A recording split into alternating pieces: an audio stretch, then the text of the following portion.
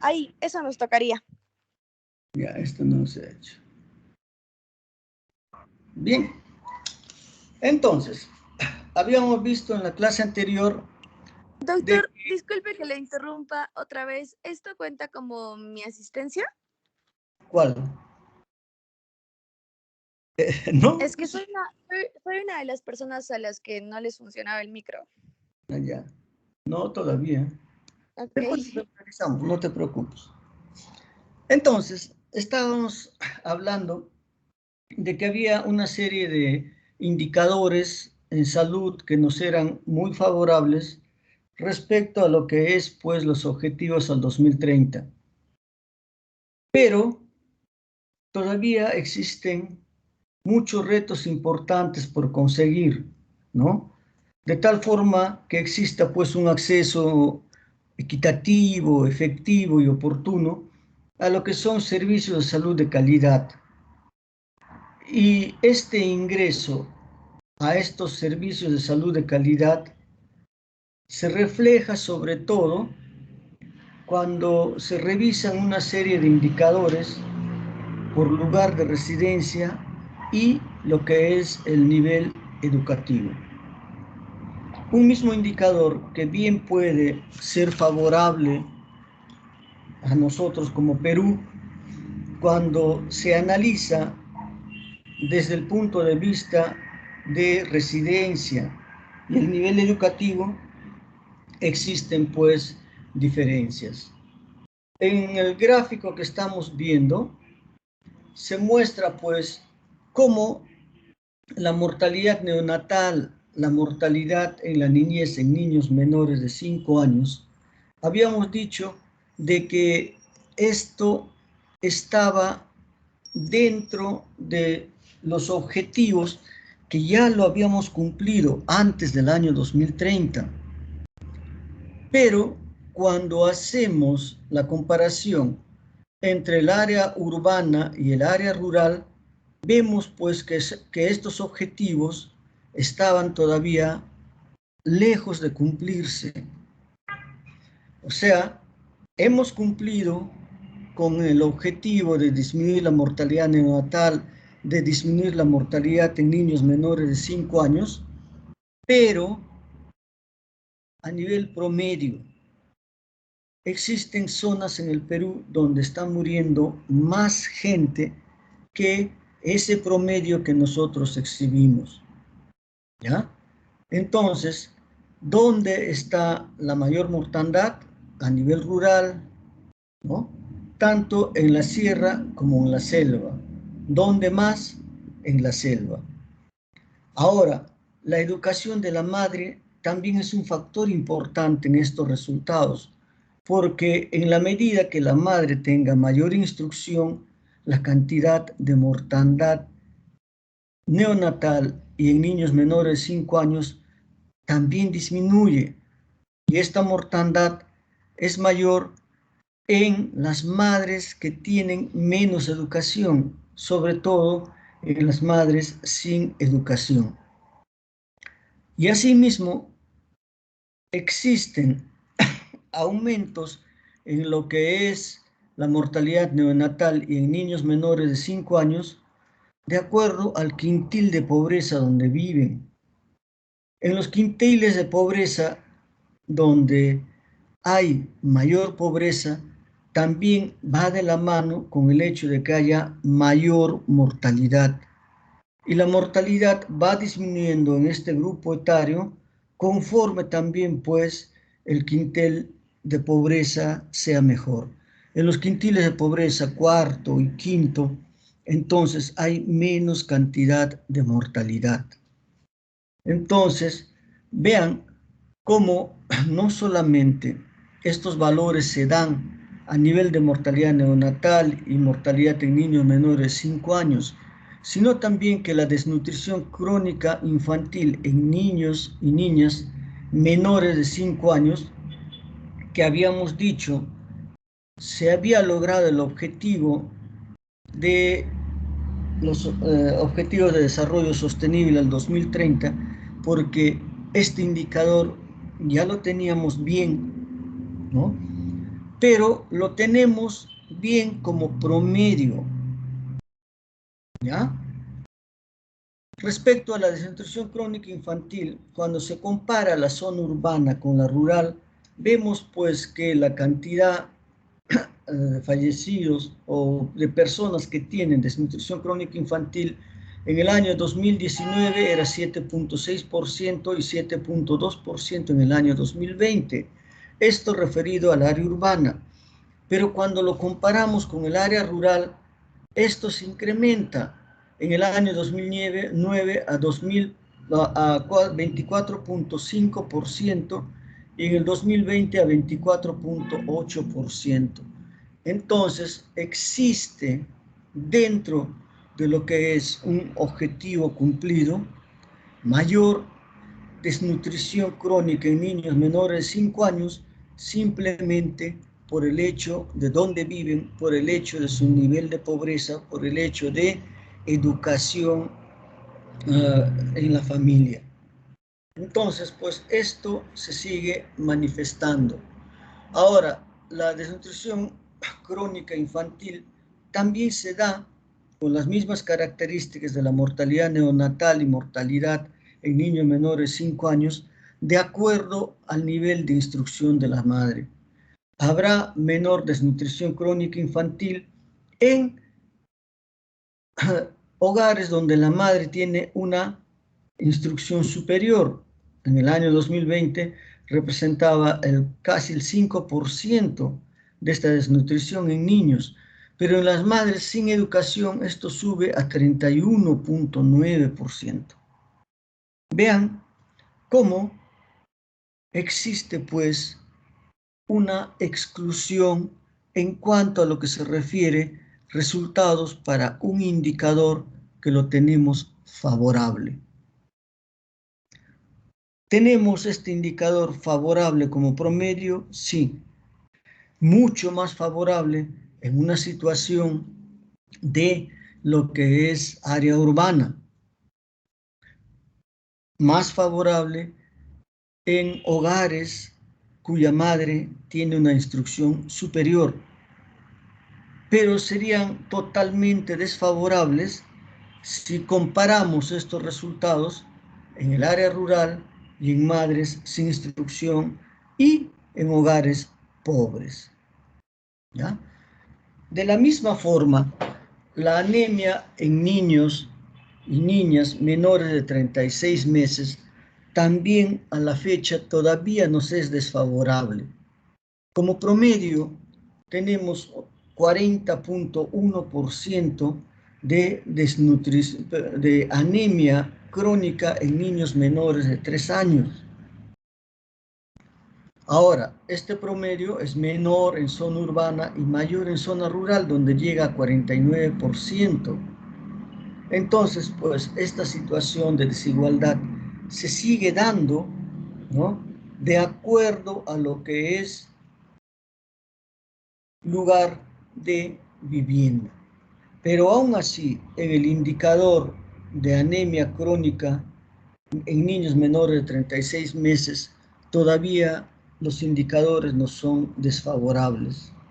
Y recuerden que el hecho de que un niño menor de 36 meses tenga anemia crónica va a condicionar que ese niño a futuro tenga una serie de capacidades cognitivas disminuidas. ¿Por qué razón? Porque la anemia crónica condiciona de que las conexiones sinápticas a nivel cerebral no se den como si se diese en condiciones normales. Por lo tanto, esa pérdida de conectividad va a tener pues un resultado en lo que es alteraciones cognitivas de por vida. Este problema se tiene que pues solucionar.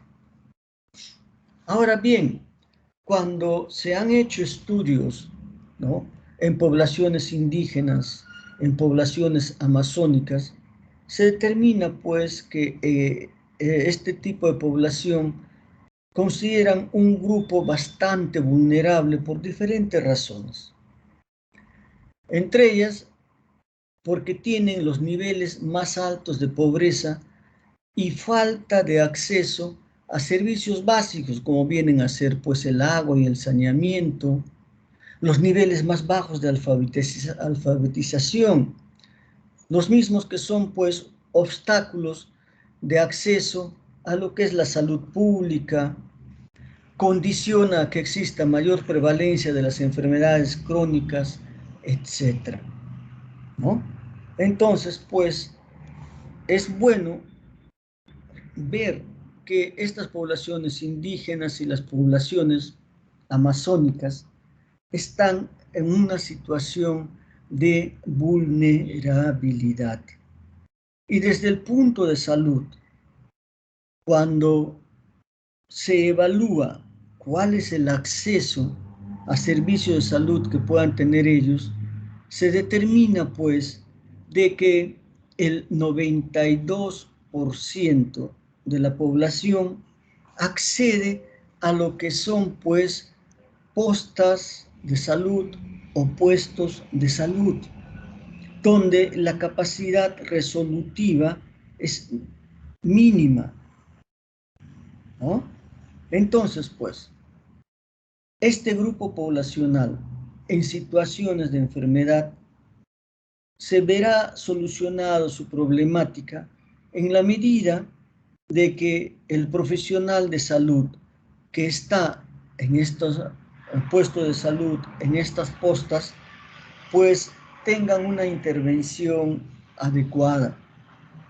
Pero ustedes comprenden que un puesto de salud o en una posta de salud donde a veces no hay médicos, a veces solo hay personal de enfermería o personal de obstetricia, pues tienen muchas limitaciones en cuanto a lo que es el mantener a una población libre de enfermedades, de complicaciones, etcétera, ¿no?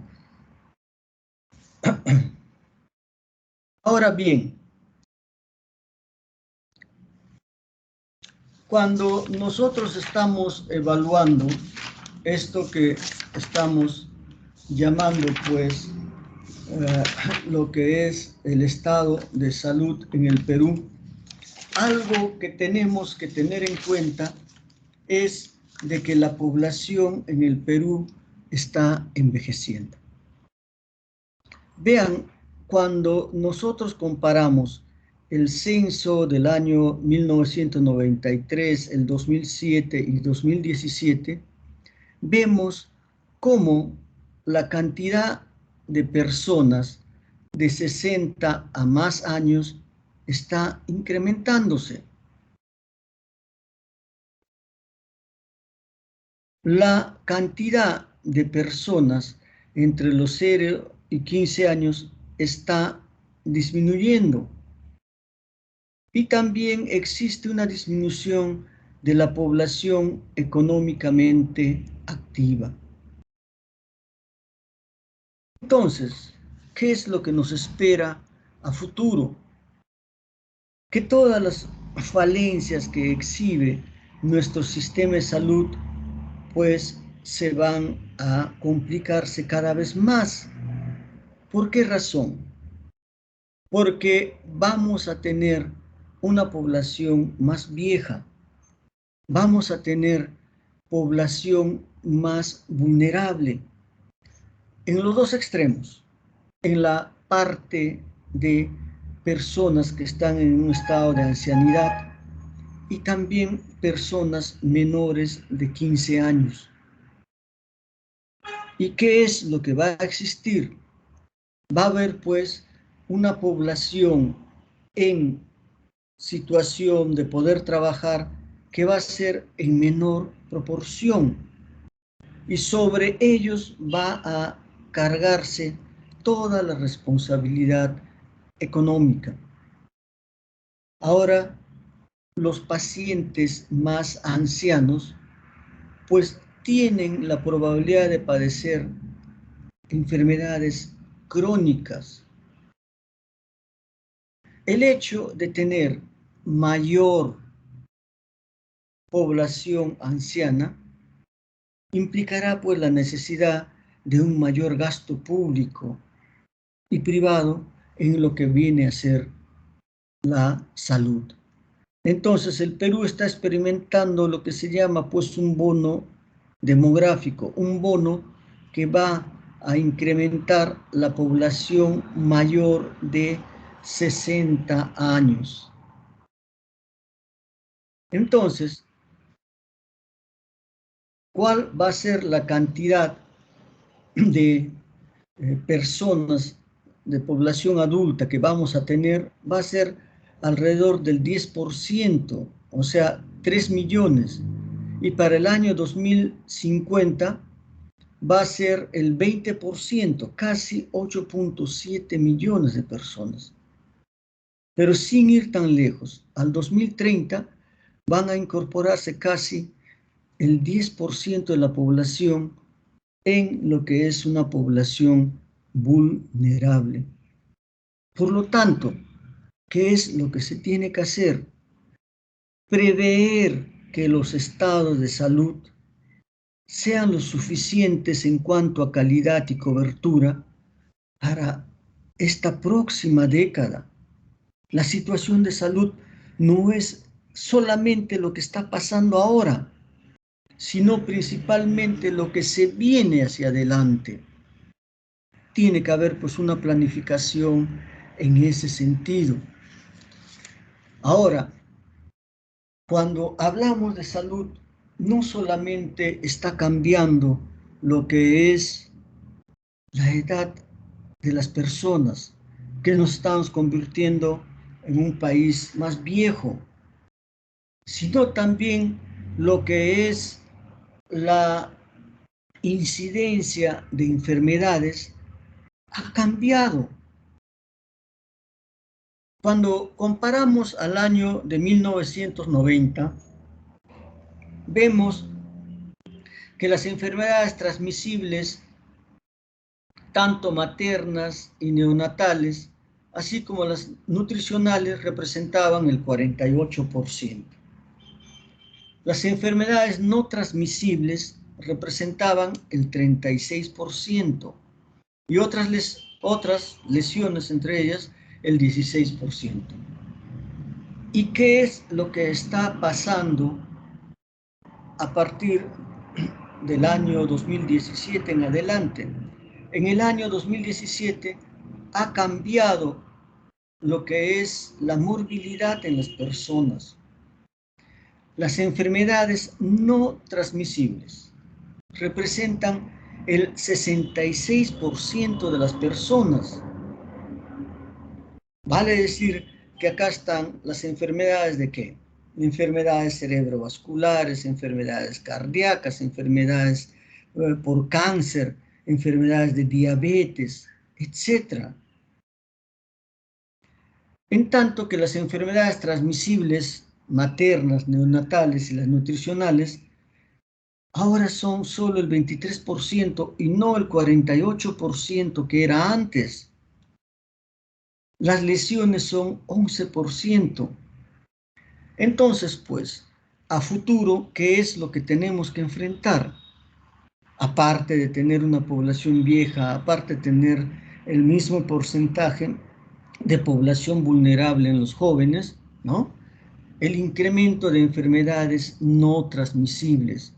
Entonces se tiene que trabajar en base a esta nueva morbilidad que ya estamos viviendo. ¿Y por qué tenemos esta nueva morbilidad? Por los cambios de hábito que tenemos. Entonces, pues, tenemos que comenzar a enfrentar en nuestro sistema de salud esta nueva realidad. Pero en lo que significa pueblos indígenas, en lo que significa pueblos amazónicos, todavía existe lo que es enfermedades infecciosas. ¿Qué enfermedades infecciosas principalmente priman en estos lugares? Lo que son diarreas y vómitos. todavía existe desnutrición crónica, existe anemia, existe UTA o malaria, paludismo, fiebre amarilla, dengue, entre las más importantes. Entonces, pues, tenemos una población rural donde todavía existen enfermedades infectocontagiosas como principal morbilidad, y en la parte urbana tenemos las enfermedades no infecciosas, no transmisibles en su mayoría de casos. Entonces, las estrategias tienen que apuntar a esto, a eliminar, ¿no?, lo que es la desnutrición, lo que es parasitosis, lo que es malaria, paludismo, fiebre amarilla, etcétera. Y además de las enfermedades no transmisibles. Entonces, ¿cuáles vendrían a ser las causas y determinantes de la salud, ¿no?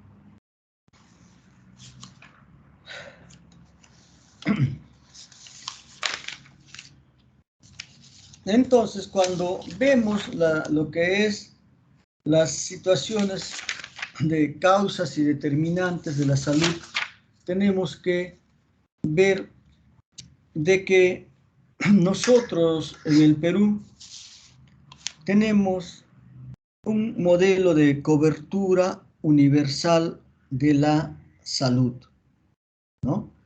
En el año 2009, con la ley 29344 o Ley Marco de Aseguramiento Universal de la Salud, ¿no?, se estableció el aseguramiento como una estrategia para lograr el acceso de toda la población a los servicios de salud, ¿ya? Entonces, cuando nosotros tenemos acá un cuadro comparativo entre lo que es el 2007 y 2017, vemos pues que en el año 2007 las personas que tenían algún seguro de salud correspondía al 42% de las personas, ¿no? Pero en el año 2017 ya se incrementó esto a un 74.4% de personas que tenían algún tipo de seguro de salud. Y de ellas, los seguros que estaba dando mayor cobertura era pues en el 2007 el SIS y E-Salud con 17.4%.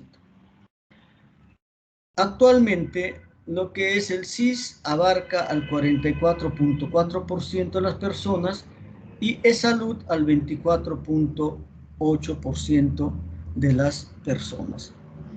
Entonces, pues, dentro de lo que tenemos sistemas de salud, entre estos dos entes, lo que es E-Salud y MINSA, más o menos pues están coberturando al año 2017 el 69% de todo lo que es la población. Pero en el año 2019 se vio que todavía había un 22% de personas que no tenían ningún tipo de cobertura de salud. Por lo tal, se dio un decreto de urgencia. ¿Para qué?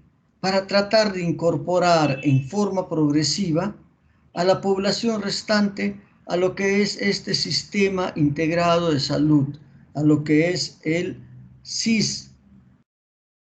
Y es así que para septiembre del año 2020, en plena pandemia, ya nosotros teníamos un 96% de la población que se encontraba asegurada. ¿Ya? Muy bien. Entonces, la tendencia en el aseguramiento de salud ha sido algo que ha ido avanzando en forma progresiva. Desde un 36% de personas que están aseguradas en el año 2005, cómo ha ido mejorando esta cobertura. 69% en el 14, 76% en el 2017, hasta que en el año 2020 tenemos un 96% de lo que es aseguramiento en salud. ¿Ya? Actualmente solamente existe un 4% que no está asegurada. Pero a pesar de que la mayoría de la población en el Perú cuenta con una cobertura de salud, ¿no? Este servicio de salud al cual se accede es pues de una baja calidad e insuficiente para lo que es cubrir sus necesidades. ¿Ya? Y casi el 80% de los peruanos tiene algún tipo de seguro de salud, principalmente el público, principalmente, ¿no? Lo que es el SIS. Entonces, cuando uno acude a estos establecimientos de salud públicos, existen pues una serie de problemas con los que se van a encontrar. Y entre los problemas más frecuentes que se encuentra viene a ser la demora en la atención, que es algo de lo que se queja más del 40% de las personas, que las citas son muy largas, y eso es cierto. Muchas veces llega el día de la cita y el paciente ya se curó de la enfermedad de fondo. Que existe maltrato en la atención, pocos turnos para la atención, que existe falta de medicamentos, que hay demora en los trámites, que no hay una atención adecuada en emergencias, personal ausente, etcétera, ¿no? Entonces, producto de esta serie de inconvenientes con la que se topan en lo que es establecimiento de salud, un 20% de estos pacientes que están asegurados deciden pues atenderse ¿dónde? En las farmacias. Los farmacéuticos o los que están expendiendo medicamentos en las farmacias son los que dan el tratamiento.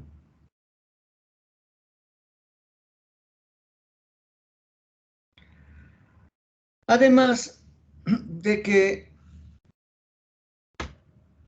la pandemia ha exhibido pues todas las limitaciones que enfrentamos en el campo de las acciones de la salud pública. Por decir o mencionar algo, existe una falta de trazabilidad de los contactos. ¿Qué implica esto? De que en el Perú fue uno de los primeros países que implementó el sistema de confinamiento en el mundo, de que se quedaran en casa. Y esto ha durado meses. Pero esto tenía que haber ido de la mano con lo que es trazabilidad de contactos. Si alguien estaba infectado con el virus del COVID, ¿no? Todos los contactos debían haber sido, ¿no?, examinados con lo que son pruebas moleculares. Esto no se hizo. Se empleó pruebas, lo que es de anticuerpos, que son pruebas que te indican que el paciente, si tuvo la enfermedad, lo tuvo por lo menos hace 10 días. Por lo tanto, esa persona estaba todavía infectando. o ya había infectado. Entonces no se detectaba a tiempo a personas que tenían la enfermedad, pero que eran asintomáticas o hacían enfermedad leve. Problemas con la rectoría en la gestión de medicamentos. La planificación para la aplicación de vacunas con el fin puede garantizar acceso oportuno y seguro. Todo eso se ha visto en esta pandemia. Muy bien. Entonces, para hacer lo que es un análisis de problemas del Sistema Nacional de Salud, tenemos que ver, pues, identificar una serie de procesos. ¿Qué procesos resultan de valor para el análisis de este Sistema Nacional de Salud? Lo que llaman procesos estratégicos, procesos misionales y los procesos de soporte, ¿no? Entonces vamos a ver cada uno de ellos. En cuanto a las limitaciones en los procesos estratégicos.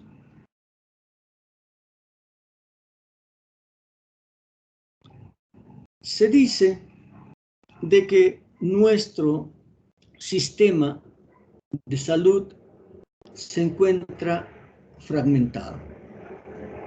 ¿Por qué razón? Porque tenemos un sistema de salud que es público, la misma que es dada por MINSA, por Salud y un sector privado. Lo que prima acá es lo referente al sistema público, ¿ya? Entonces, en lo que es el sistema del sector público, vamos a tener que en el sector público las entidades que van a estar inmersas en dar lo que es atención van a ser el Sistema Integral de Salud, que va a manejar principalmente una red pública a través de los gobiernos regionales, a través de hospitales, a través de gobiernos locales, ¿no? Y ellos van a favorecer a quienes, principalmente a la población pobre, vulnerable y otros. Y esto depende de lo que es el Ministerio de Salud. Ahora, también tenemos un grupo, ¿no?, de sistemas de salud que están formadas por lo que son las YAFAs de las Fuerzas Armadas y lo que es Salud Polo. Las YAFAs de las Fuerzas Armadas, que dependen del Ministerio de Defensa, que tienen su propia sanidad de Fuerzas Armadas, y ellos dan atención principalmente a las Fuerzas Armadas y familiares. Los del Ministerio del Interior, a través de Salud Pol, van a dar servicios a lo que es a la sanidad de la Policía Nacional, que la población beneficiaria es pues la Policía Nacional y los familiares de ella, ¿no? En lo que es Fuerzas Armadas, tenemos al Ejército, tenemos a la Naval, tenemos a la FAP. Cada una de ellas con sus propias sanidades. Sanidad del Ejército, sanidad de la Naval, sanidad de la FAP. Y lo que es el Ministerio del Interior, la sanidad de la Policía Nacional. Y por otro lado, el sistema de e-salud, que depende del Ministerio de Trabajo y Producción, que también tiene pues una red de e-salud, y a quienes brinda servicios ellos, a lo que son los trabajadores del sector formal y familiares, ¿no? A esto vamos a ver de que existe lo que es una EPS, empresas prestadoras de salud, que corresponden a una red privada, solamente que en estas EPS lo que es salud, los trabajadores, todo trabajador formal se le descuenta un 9% para que vaya eso a lo que es salud. Y el otro 9% lo coloca lo que es el gobierno. Entonces, de ese 9% hasta 2.5% de esa contribución puede ir a una empresa privada de salud. De tal forma que esto que está yendo a esta empresa privada de salud hace que las personas que tengan EPS puedan atenderse, ¿no?, en estas organizaciones privadas, pero todo lo referente a enfermedades más frecuentes, no complicadas. Ya enfermedades más complicadas son derivadas a lo que es salud. ¿Por qué razón? Porque esos pacientes pertenecen a salud, son asegurados por salud, ¿no? Entonces, pues, vean ustedes de que existen demasiadas, ¿no?, digamos, entidades prestadoras de salud, ¿ya? Es bueno que tengan estos dos conceptos, YAFAS e IPRES. YAFAS viene a ser la aseguradora y IPRES las entidades prestadoras de salud, ¿ya? Por decir, YAFA, si hablamos en términos de lo que es actividad privada, vendría a ser seguro RIMAC. A través del seguro RIMAC, ¿no?, RIMAC, como YAFA, va a atender a sus afiliados a través de las IPRES. ¿Cuáles son? Las diferentes clínicas. Entonces, cuando analizamos este sistema de salud, vemos pues que el SIS, que es el que atiende o tiene coberturado a la mayor cantidad de personas, tiene un sistema propio de atención de estas personas, que son todos los establecimientos del MINSA, que en salud, ¿no?, como aseguradora, sus IPRES, las entidades que prestan servicio, también son pues diferentes hospitales y centros de salud a nivel nacional, pero de salud. De la misma forma, tenemos a las YAFAS de las Fuerzas Armadas, ¿no?, que a través de sus sanidades de Fuerzas Armadas, tanto militares, tanto de la FAB, tanto de la naval, también tienen su propia infraestructura, sus propios hospitales que prestan atención a cada uno de ellos. Y lo mismo sucede con lo que es Salud Pol, lo de la Policía Nacional, que tiene también su red de lo que es unidades prestadoras de salud a nivel nacional. Es por eso que se dice que existe una fragmentación en el sistema de salud, ¿ya? Pero es bueno que se tenga en cuenta algo. Entre lo que es Ministerio del Interior, Sanidad de la Policía Nacional, el objetivo de atención de esta Salud Pol es aproximadamente 800.000 personas. Y lo que es el Ministerio de Defensa, vale decir, la sanidad de las Fuerzas Armadas en general, que incluya Ejército, FAB y Naval, deben tener un público objetivo que esté llegando a 150, 200.000 personas.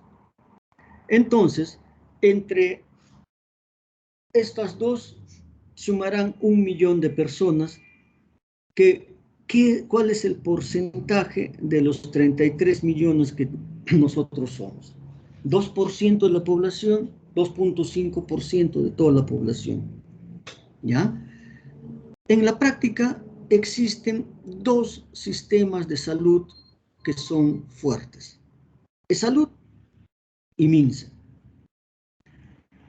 Y las otras dos sí tienen su red asistencial propia de atención, pero constituye, pues, desde el punto de vista poblacional, algo que no es significativo. Entonces, las reformas en lo que es sistema de salud pasa, pues, por optimizar principalmente lo que es el otorgamiento de función de salud y de MINSA, ¿ya? Principalmente porque son las más grandes. Entre los dos tienen casi el 90% de atención de toda la población. Y todo lo que son empresas privadas no llegan al 10%. Entonces, la reforma de la salud tiene que pasar por esto, como ya veremos más adelante.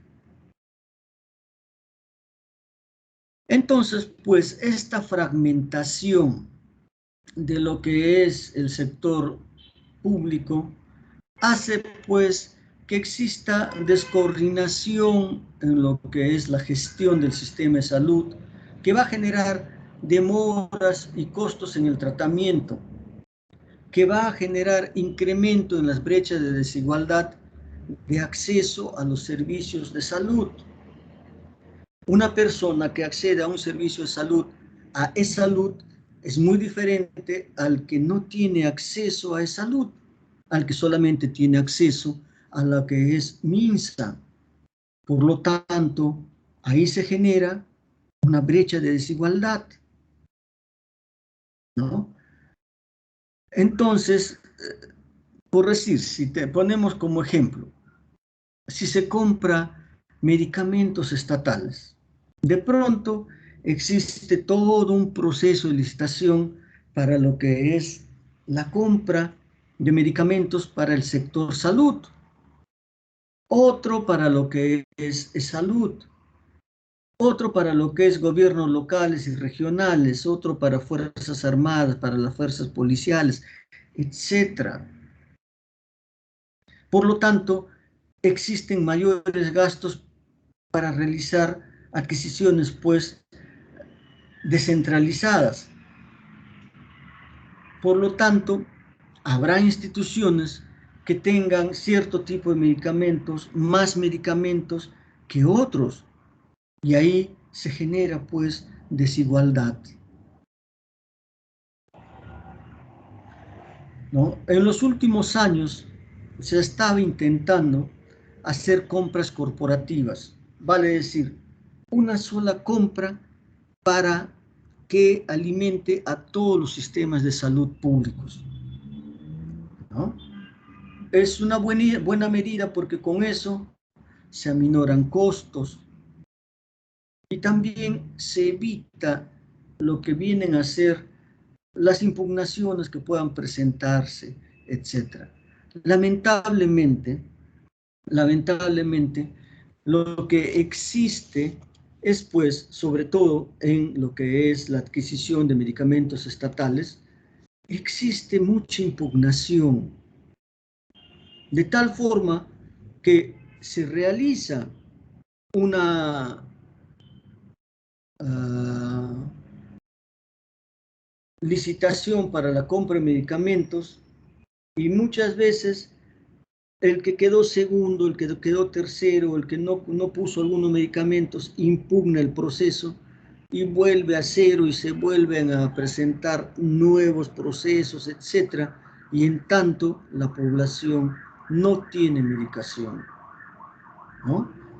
Entonces, lo que se está tratando y lo que pretende esta situación de unificación del sector salud es pues el hecho de que se simplifique estas cosas que estamos viendo, de que la compra sea una compra corporativa, una compra única, ¿ya?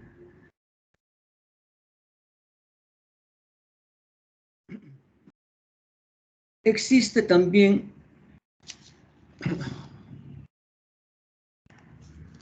a ver, un momentito.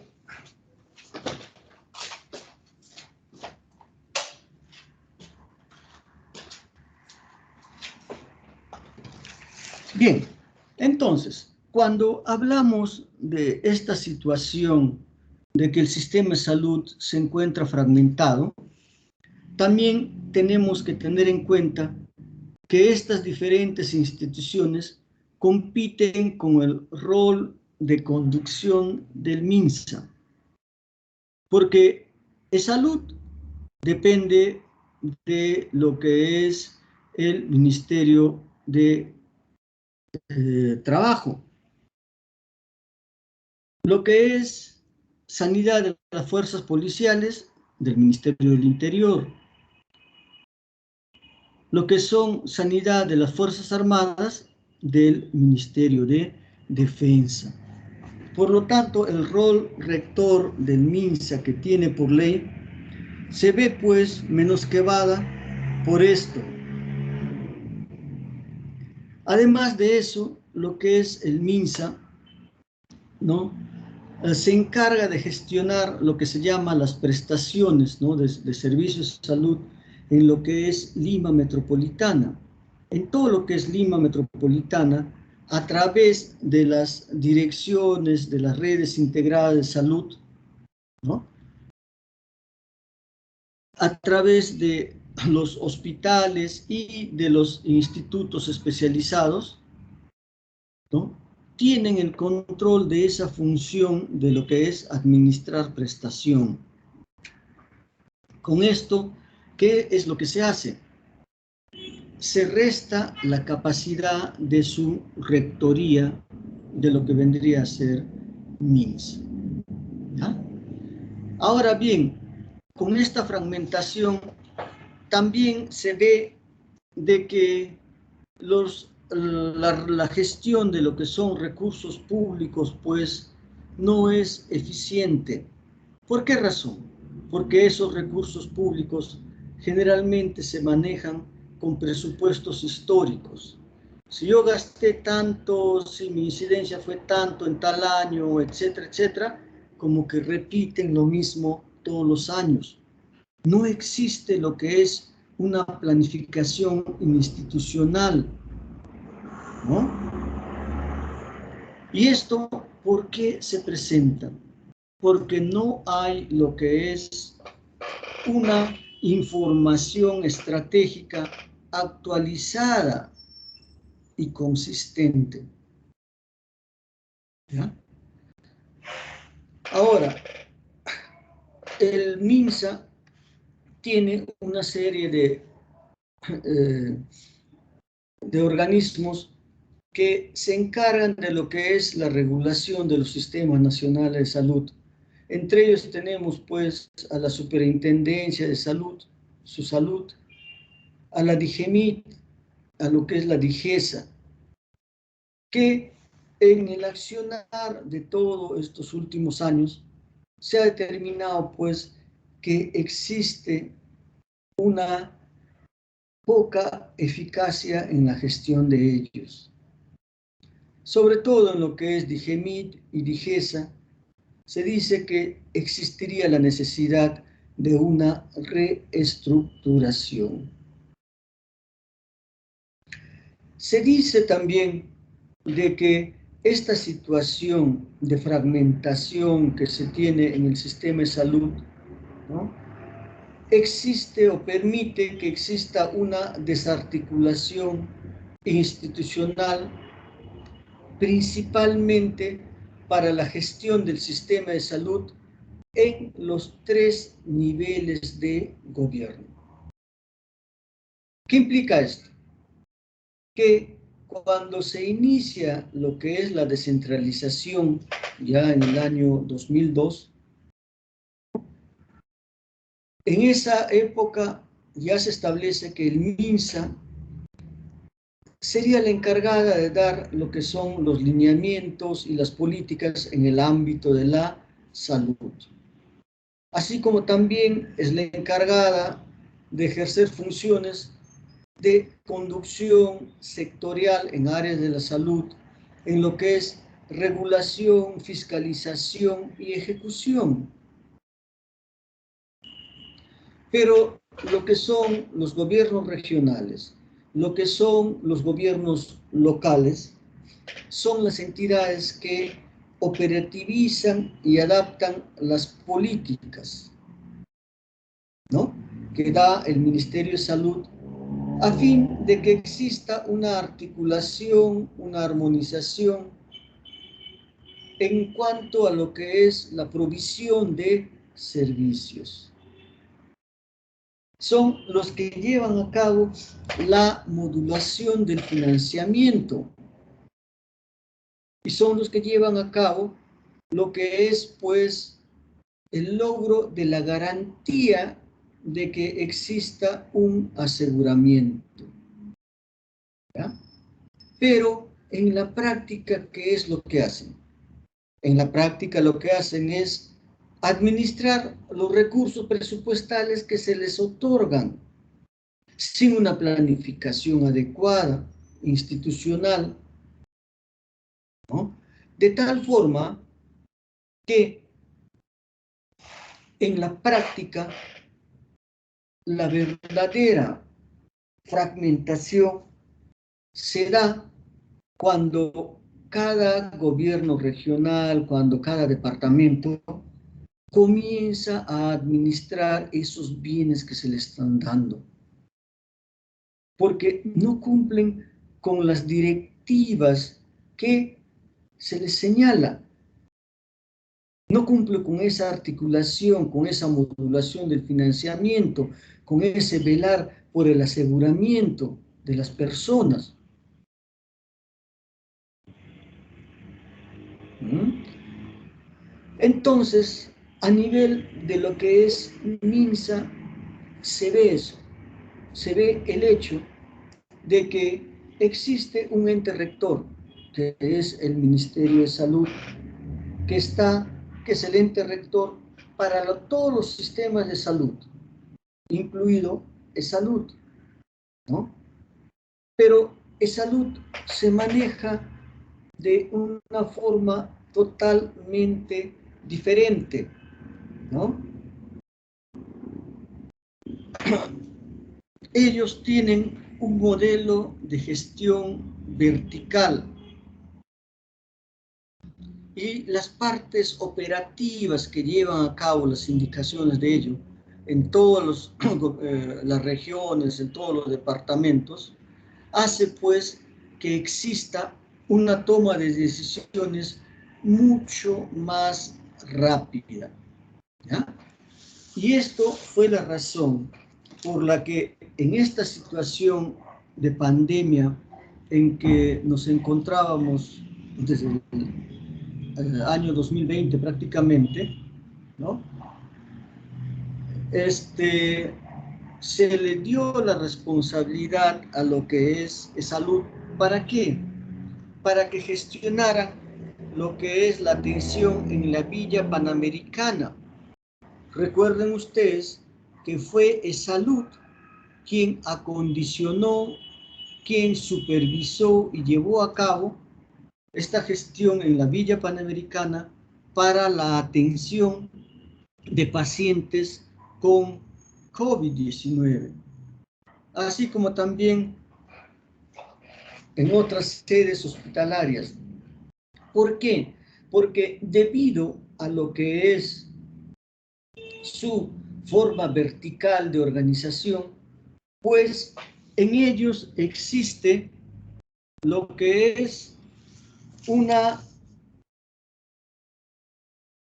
respuesta más rápida. Chicos, ¿me están escuchando ahorita? Sí se escucha, doctor. Sí, doctor, sí Acá, se le escucha. acá me sale insuficiente calidad en la red. Ya, entonces, sigamos. Entonces, decíamos que esta organización vertical permite que salud entre el año pasado y este año, a través de esta gestión en la Villa Panamericana, pues haya logrado dar atención a lo que significa pacientes con COVID. Después, entre el año 2018 y 2019, también hubo una migración bastante ágil en un tiempo corto de lo que es el sistema electrónico de historias clínicas, aunque todavía no está interconectado entre todos los estamentos de salud. Debiera de haber pues una interconexión, ¿no? Por decir, si uno se atiende en el Hospital Rebagliati, si uno se atiende en lo que es el Hospital Guillermo Almenara, también debiera haber una conexión con los institutos. Eso probablemente va a pasar en el tiempo, pero existe ya una interconexión en cuanto se refiere a lo que es historias clínicas electrónicas.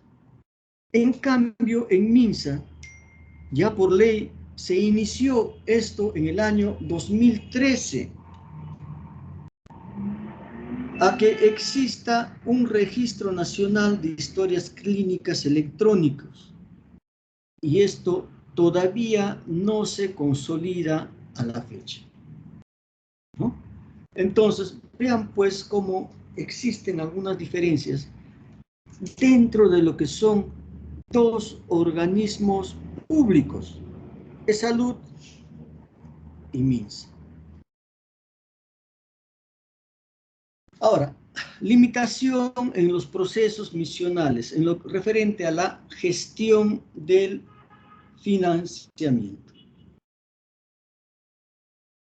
Entonces, cuando hablamos de la gestión del financiamiento, vemos tres subprocesos, ¿no? Lo que es la recaudación, o sea, lo que es la fuente de recaudación, quién da la plata, lo que es la mancomunación o aseguramiento, que viene a ser pues la administración de los recursos financieros, y lo que es la compra de servicios presupuestales. Vale decir que una aseguradora podría, ¿no?, decir, yo te compro a ti los servicios que vaya a requerir uno de mis asegurados, y ese hospital, si brinda esos servicios, la aseguradora le pagaría. De tal forma que no exista una dependencia, ¿no?, de lo que es atención para un público objetivo, como está haciendo ahora, que es salud, solamente atiende salud. MINSA puede atender a uno de salud, pero procedimientos, etcétera, ya se complica más. En algún momento, un paciente asegurado se hace uso de MINSA para una operación, etcétera, los costos son mucho más caros que cualquier clínica, ¿ya? Entonces, ¿qué es lo que ha existido a lo largo de todos estos años? Que ha habido una evolución favorable en cuanto a lo que es el gasto en salud en el Perú. En el año 2013 teníamos un gasto que estaba en 32.000 millones, ¿no?, de soles, miles de millones de soles, y esto se ha ido incrementando a lo largo de los años, de tal forma que en el 2019 estaba en 46.000 millones de soles, miles de millones de soles. O sea, ha habido un incremento en lo referente la cantidad de soles que se está invirtiendo en salud. Ha aumentado en un 46%, pero aún así todavía es insuficiente. Vean, entre el año 2004 y 2020 cómo se ha ido incrementando lo que es el presupuesto de salud, con disminución en el año 2017, ¿no? Pero ha ido en incremento entre el 2018, 19 y 20, bueno, bajó un tanto, pero todavía lo que es la inversión en salud sí se está dando, sí está incrementándose, pero todavía esto resulta insuficiente. Entonces, esta inversión en salud que se está dando, que se está incrementando, ¿no? Todavía no cubre algunos objetivos, ¿no? Por ejemplo, no cubre los estándares de la Organización Mundial de la Salud en cuanto a lograr una cobertura universal de salud, no tanto entendida por cobertura en sí, sino porque todo lo que implica esta cobertura. Tampoco esta inversión es comparable con nuestros vecinos más cercanos. Todavía estamos debajo de esta inversión y todavía es insuficiente para satisfacer ese anhelo de universalización de la salud. Entonces, una problemática que también se ve es de que la atención de los pacientes son agravados por lo que se llama el alto gasto de bolsillo que deben de enfrentar para los tratamientos, sobre todo para lo que es los gastos en medicamentos. Ahora, este gasto de bolsillo ha ido disminuyendo en el tiempo, sí. En el año 2008 representaba el 44%, en el 2011 40%, en el 17 en 28%, pero todavía esto está lejos de lo que recomienda la Organización Mundial de la Salud, que debe haber un gasto de bolsillo máximo del 20%. ¿Ya?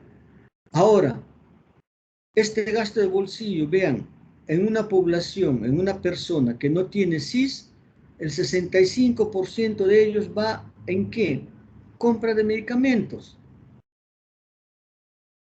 25% en lo que es consultas. 3% hospitalización, 8% otros.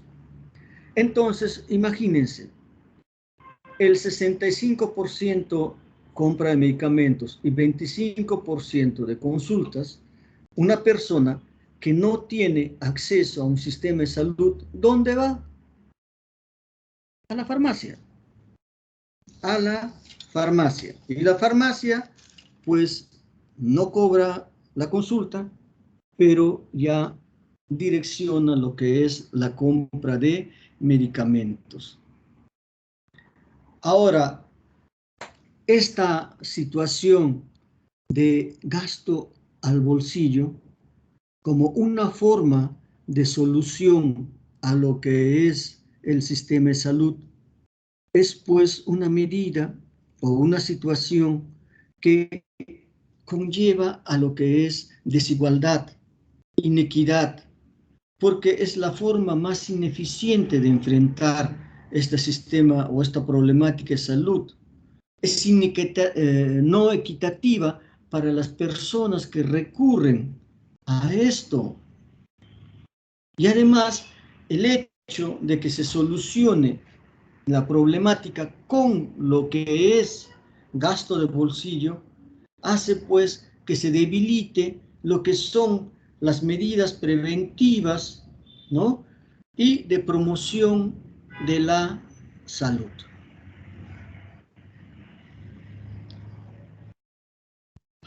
Ahora bien,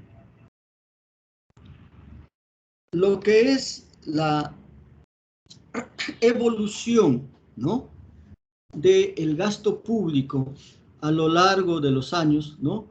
Vemos pues que en el año 2017, 2018, como en Colombia el gasto público era de 6.2%, ¿no? En Chile el 4.8%. Y nosotros en el Perú estamos en 3.8%. Entonces, todavía faltan hacer esfuerzos para que la inversión en el Perú sea mayor, o que la inversión que se está haciendo en el Perú sea mejor reflejada en resultados, porque también conocemos de que en diferentes sitios del Perú existen postas, hospitales, etcétera, que están ahí construidos y no están en funcionamiento porque no tienen recursos humanos, porque no tienen el equipamiento necesario, etcétera. En Camaná tenemos un hospital del MINSA que está con las puertas cerradas ya hace 3, 4 años en una situación de deterioro. Entonces, pues, no solamente es una situación de mejorar lo que es la cantidad de dinero, que sino también la gestión, la administración del mismo debe de ser eficiente. Si nosotros tenemos un sistema de MINSA donde desde el gobierno central se cumple con transferir el dinero a los gobiernos regionales y estas a los gobiernos locales, ¿no? Pero ellos organizan el sistema de salud de acuerdo a lo que es su visión en el mejor de los casos o conveniencia en la mayoría de los casos. ¿Qué resultados queremos? ¿Qué podemos buscar con este tipo de gestión? ¿Ya? Entonces, pues, tiene que haber una reorganización. Está en marcha lo que es la unificación de los servicios de salud. Pero ojalá que esto se realice dentro de lo que es una situación técnica y no política.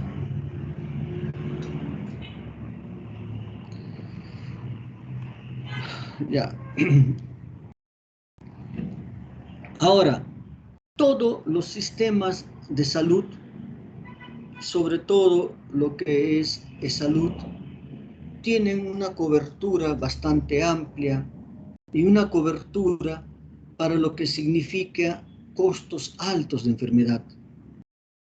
Ustedes son conscientes que hay enfermedades donde el tener 2, 3, 4 pacientes en la institución condiciona gastos bastante grandes. ¿Ya? Entonces, pues, salud cubre todos estos costos altos de tratamiento de algunas enfermedades. Lo que es las Fuerzas Armadas Policiales también, en lo que es la sanidad, la Policía Nacional, es uno de los seguros que ya quisiera tener cualquiera en el mundo. Tiene una cobertura no solamente al titular, sino al cónyuge, al hijo. Al hijo era hasta los 28 años en tanto estudia en la universidad. Una cobertura hacia los padres de los titulares, que no lo tiene cualquier seguro, en forma irrestricta y con un agravante de que el titular no abona un sol para tener este seguro, ¿no? Entonces, pues, todos los seguros que hay en el Perú, con excepción de lo que es el SIS, el MINSA, no cubren enfermedades graves.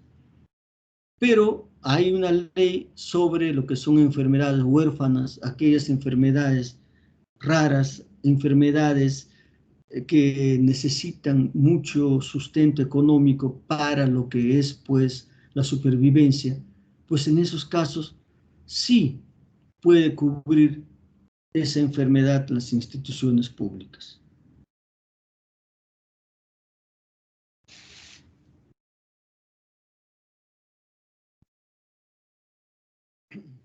Entonces,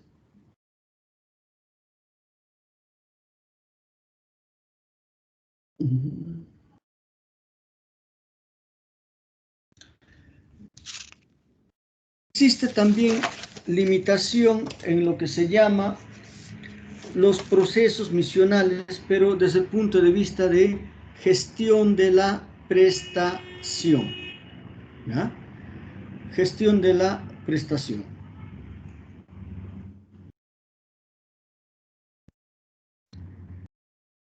Entonces, se dice de que el modelo de atención peruano está centrado en la persona y en lo que es su relación con su entorno, ¿no? Pero no se da una cobertura prestacional eficiente. ¿Por qué? Porque se dice que hay una fragilidad en el primer nivel de atención. Esta situación del primer nivel de atención se dio a conocer en uno de los congresos que se inició en lo que es Alma Ata en 1978, y fue iniciativa de un peruano, de un puneño, ¿ya? Entonces, ya en ese tiempo, en el 78, se vislumbraba pues lo que es la atención primaria, la importancia de la atención primaria, la importancia del fortalecimiento de los acontecimientos preventivos y promocionales de la salud. Y vean, han pasado 40 y tantos años. El Perú, como impulsor de esta medida, reconoce de que el gran error que se tiene en el sistema de salud es una fragilidad en el primer nivel de atención. ¿Ya? Se dice que a nivel de la atención primaria se debiera de atender el 85% de todo lo que es la demanda en problemas de salud. Pero actualmente tenemos un sistema de salud que está bien sesgada a lo que es la hospitalización. Lo que es los establecimientos de primer nivel como crítica, se dice que están centrados solamente en condiciones materno-infantiles, sin abordar lo que es, pues, otros problemas prevalentes, como son las enfermedades no transmitibles, que son más prevalentes actualmente, que no se atienden tempranamente lo que es la demanda de estas enfermedades no transmisibles, por lo tanto que llegan a los hospitales ya complicaciones de este tipo de enfermedades.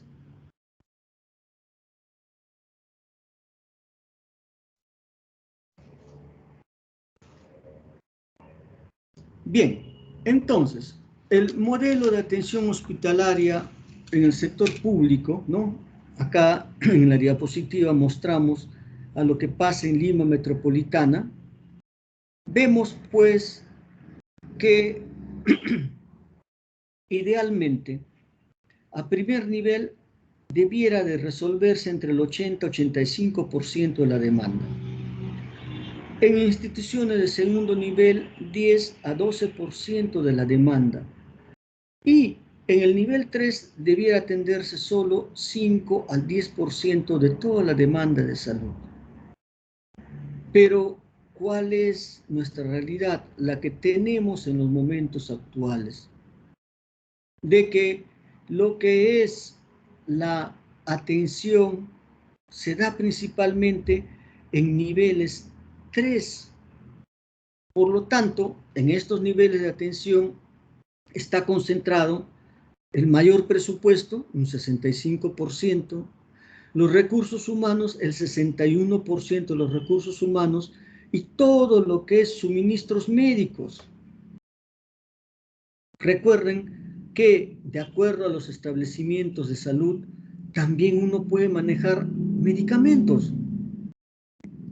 En una posta, en un centro médico, tú no puedes manejar medicamentos, digamos, cefalosporinas de segunda, tercera generación. O sea, existe normativa para esto. De la misma forma, en los establecimientos de segundo nivel ocupan el 11% de presupuesto, 11% de recursos humanos, 9% de suministros médicos, ¿no? Y en primer nivel existe 24% del presupuesto, 27% de recursos humanos y 8% de suministros médicos. Si se está reconociendo de que la principal problemática es la fragilidad de nuestros establecimientos de primer nivel, pues tiene que comenzar esta transformación con el incremento de recursos, tanto presupuestales como recursos humanos y recursos de suministros médicos, a nivel del primer nivel de atención. Educar a la gente que vayan a ese primer nivel de atención, pero también tiene que existir un primer nivel de atención que esté preparado para atender a esas personas.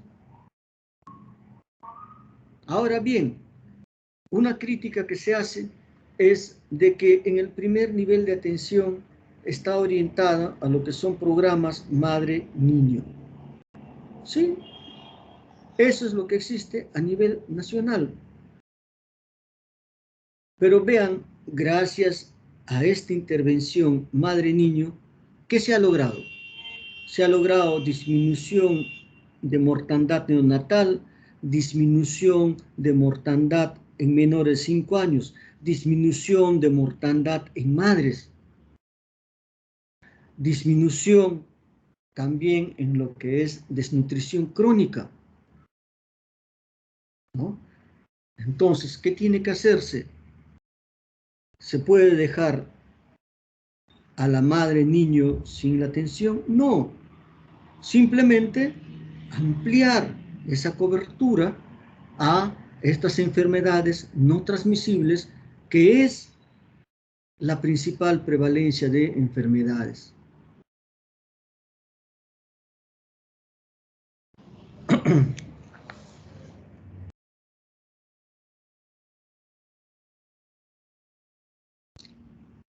Limitación en los procesos de soporte, ¿no?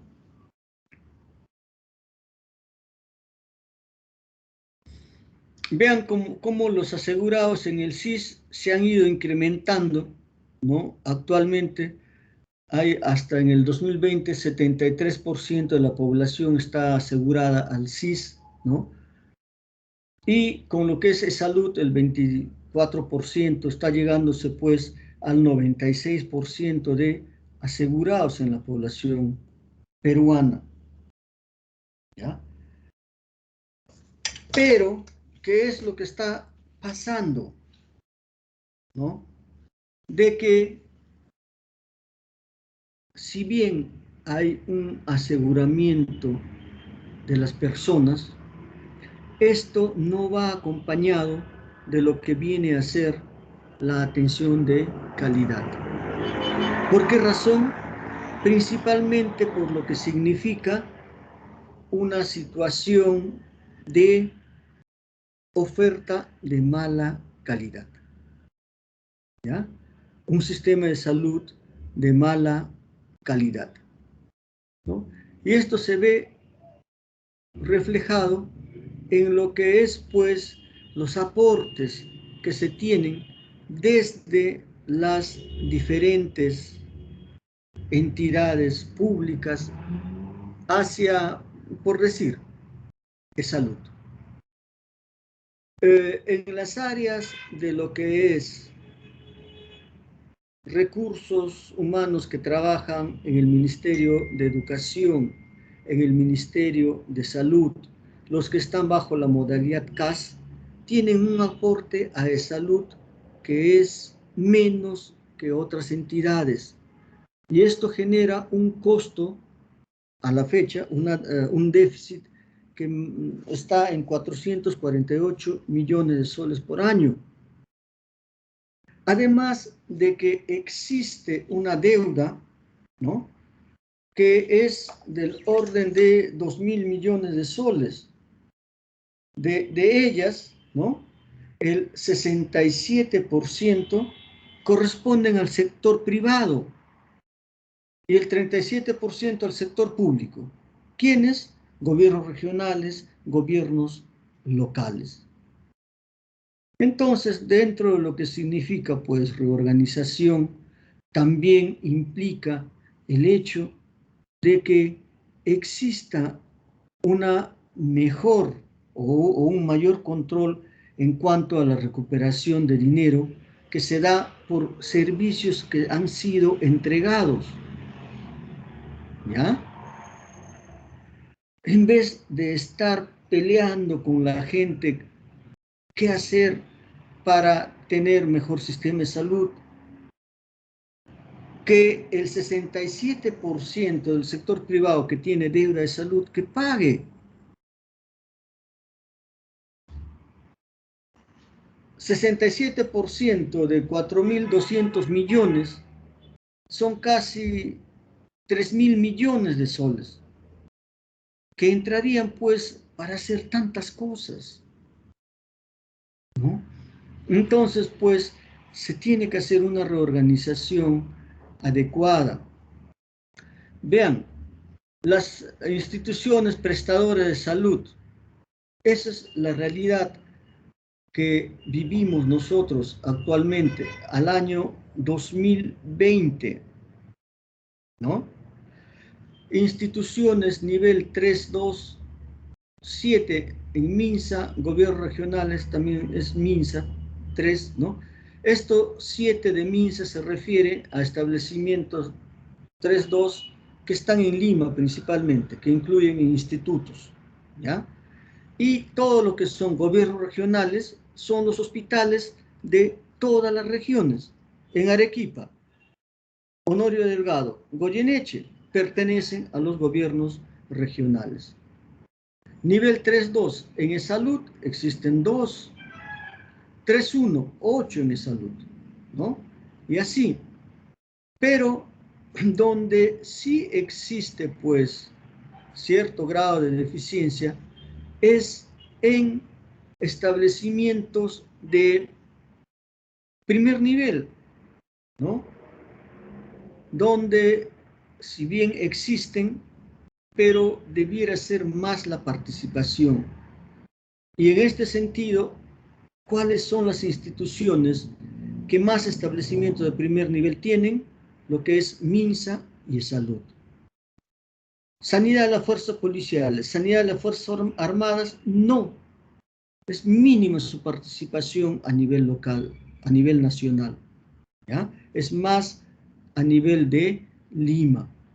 Y con lo de la pandemia, también se ha dado, pues, de que ha habido un gran avance en lo que es telesalud. Por lo tanto, esta situación de telesalud va a ser algo que va a permanecer aun cuando, ¿no?, ya no exista la pandemia. Y es algo que va a ser de utilidad porque a través de telesalud se puede llegar a más personas. sobre todo en nivel de establecimientos de salud de primer nivel, donde el seguimiento se puede hacer por lo que es telesalud, porque tengan en cuenta que nosotros ahí estamos enfrentando generalmente enfermedades crónicas o enfermedades agudas leves.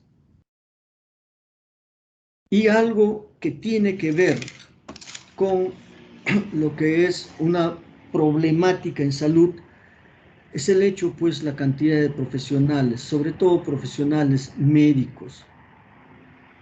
En el Perú hay 13.6 médicos por cada 10.000 habitantes, una cifra que es totalmente inferior, ¿no?, al promedio de lo que es, pues, países desarrollados, donde el promedio es 29.2 médicos por cada 10.000 habitantes. En Chile, 22.9 médicos. En Colombia, 21.8 médicos por lo que es 10.000 habitantes.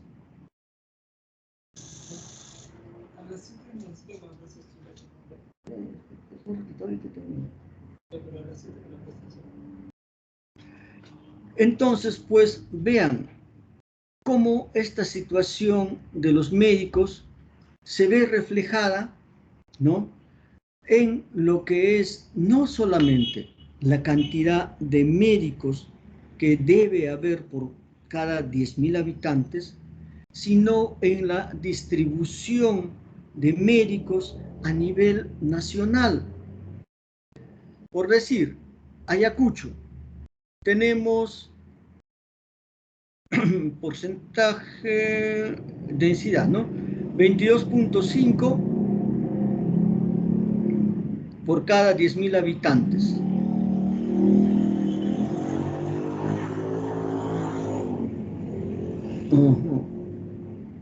Médicos, enfermeros, obstetras, ya.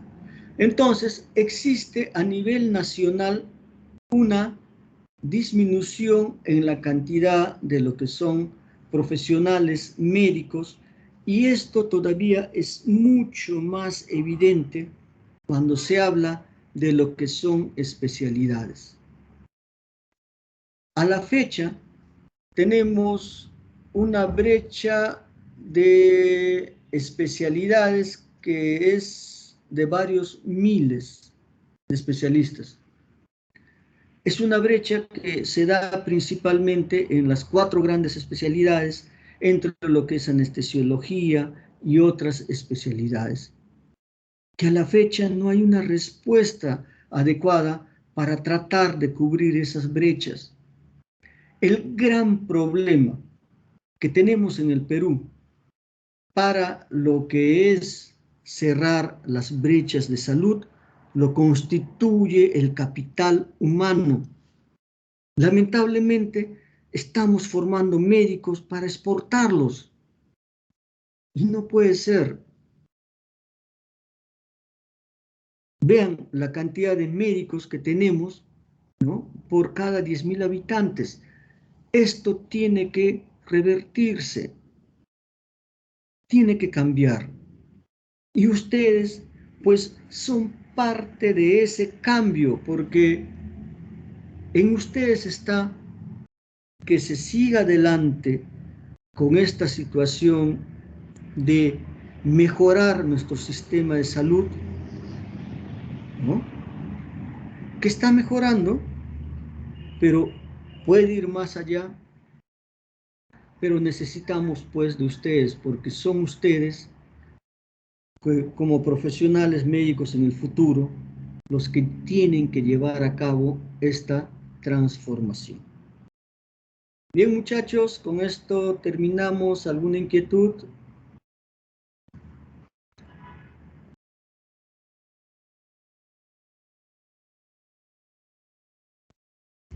Chicos. Doctor, sí. Sí, doctor. ¿Podría claro, hablar doctor. un poco acerca de la parte del problema de la impugnación que había cuando mencionó el ejemplo de la compra de medicamentos? Sí. Vean, la compra de medicamentos es una situación que siempre ha sido un gran dolor de cabeza, ¿no? Ahora, ¿qué es lo que motiva todo eso? La verdad que no se sabe. Pero el hecho es de que cuando hay licitación, se supone que se saca medicamentos de diferente tipo, etiología para ser licitados, y de pronto no todos los laboratorios quedan conformes con el proceso de licitación que están haciendo. Entonces presentan la impugnación y esta impugnación prácticamente trae abajo todo el proceso de licitación, que es un proceso que se realiza en tiempo, no es una cosa que se hace de la noche a la mañana. Son procesos que demoran 3, 4 meses. Para volver a hacer otro proceso tiene que volver a pasar otro tiempo. Muchas veces, licitaciones del año, por decir, 2018, se estaban terminando de licitar y objetivar en el 19, en el 2020, por esta situación, ¿ya? Por eso es lo que comenzaron a haber compras corporativas, donde los resultados eran algo mejores, ¿no? Pero todavía falta. Cuando hay un sistema único de salud, la posibilidad de hacer una compra corporativa es mucho, o sea, es más fácil, ¿no? Es una sola compra global que puede incluso, y pienso que debiera hacerse una licitación entre gobierno y gobierno. Hay medicamentos en España que usan en su sistema de salud de España que son mucho más baratos de los productos que conseguimos acá. Pero muchas veces intereses hacen de que esto no se lleve a cabo. En su momento conversaremos cómo la situación del sistema de salud en el Perú prácticamente se ve inmersa en una situación de lo que es intereses particulares. Verdaderamente es eso lo que pasa.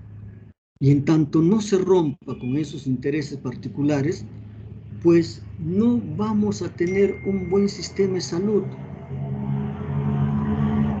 Hablábamos de que existía un proceso de lo que es fragmentación de los servicios de salud, que tenemos MINSA, que tenemos salud, que tenemos sanidad de la Policía Nacional, sanidad de las Fuerzas Armadas, etc. Pero vean, cuando hablamos de YAFAS, ¿no? O sea, los seguros, en la parte privada tenemos Seguros RIMAC, Seguros Pacífico, Oncosalud, etc.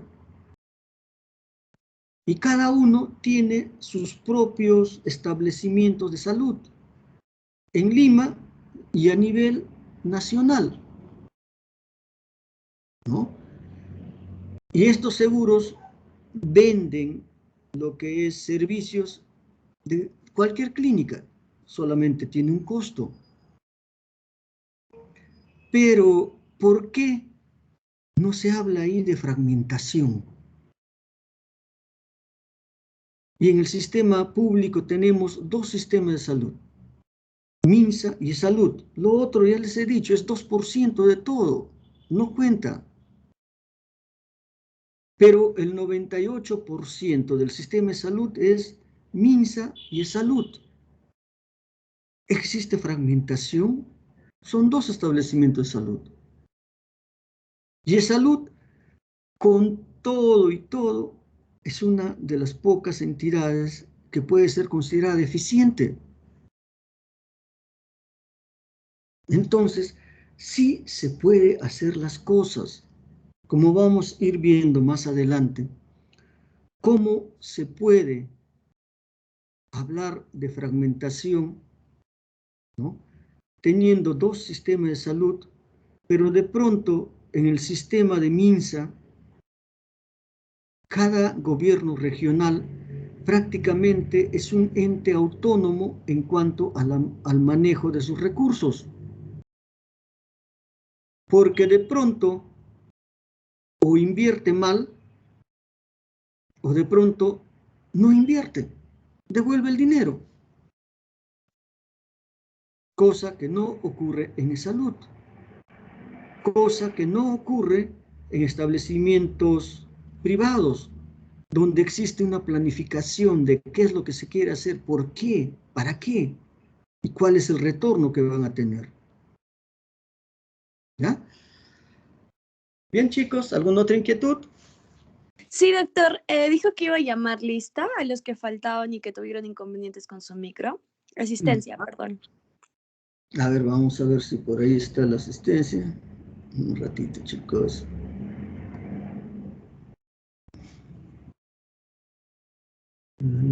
¿Dónde está esto?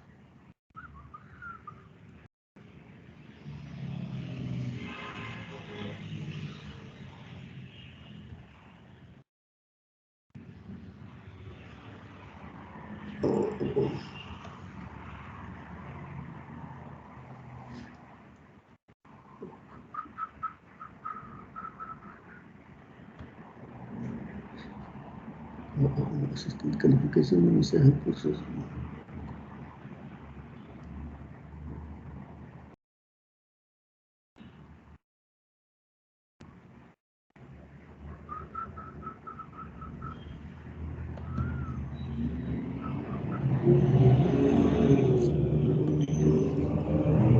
A ver, chicos, chicas, en orden alfabético.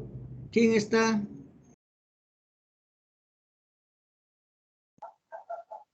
Yo, doctor, creo. Cuisano, con C ¿Cómo? de casa. Cuisano, con C de casa.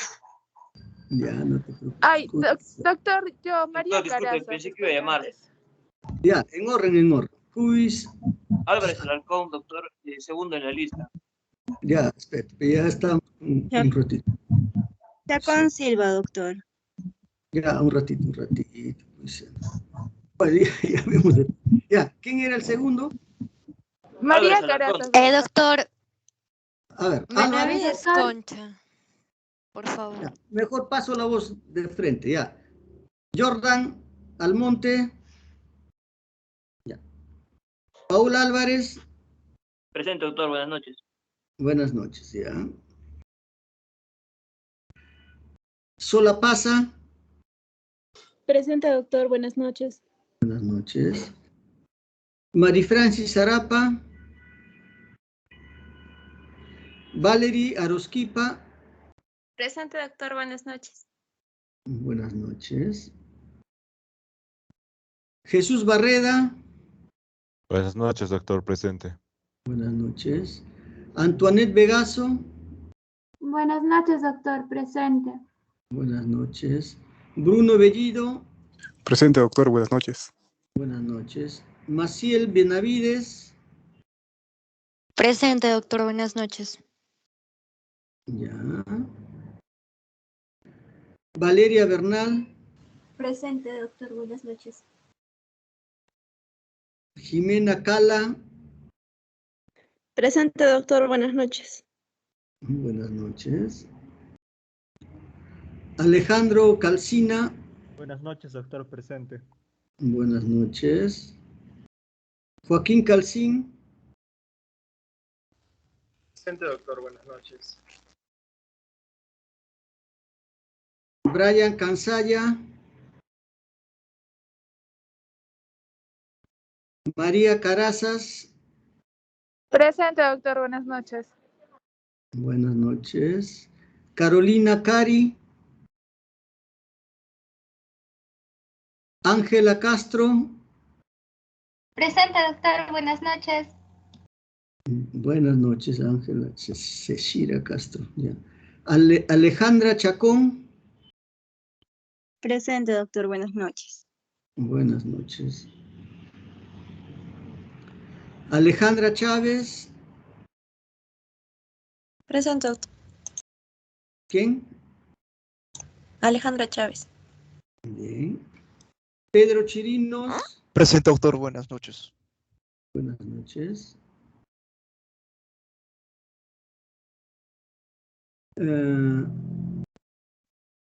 Guilherme Julián. Presente, doctor. Buenas noches. Buenas noches. Irving Coaquira. Presente, doctor. Buenas noches. Buenas noches. Luis Coa. Presente, doctor. Buenas noches. Buenas noches. Guido Cruz. Presente, doctor. Buenas noches. Buenas noches. Alejandra Cuisano. Es esta, ¿no? Presente, ¿Está? doctor. Buenas noches. Sí, doctor, aquí. Ah, Cuisano, está bien. Adriana Escalante.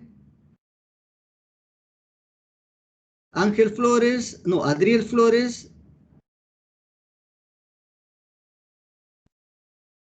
Carol Gutiérrez. Presente, doctor. Buenas noches. Buenas noches. Gerardo Herrera.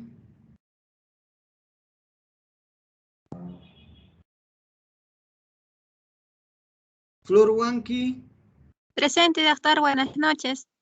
Buenas noches. Luciana Jara. Presente, doctor. Buenas noches. Buenas noches. Verónica Medina. Presente, doctor. Buenas noches. Nélida Mendoza.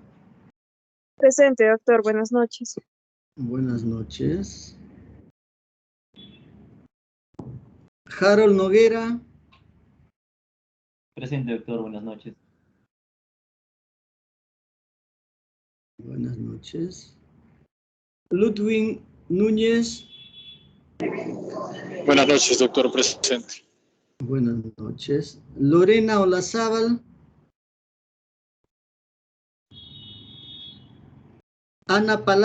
Mari Palacios. Presente, doctor. Buenas noches. Buenas noches.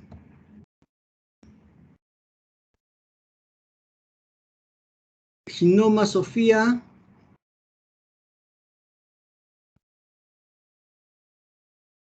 Franco Radamés. Andrea Salinas. Presente, doctor. Buenas noches. Buenas noches. Valery Consuelo. Buenas noches, doctor. Presente. Vilela, ¿no? Sí, doctor. Joaquín Helbert. Bueno, presente, doctor. Buenas noches. Buenas noches. Bien, creo que terminamos ahí.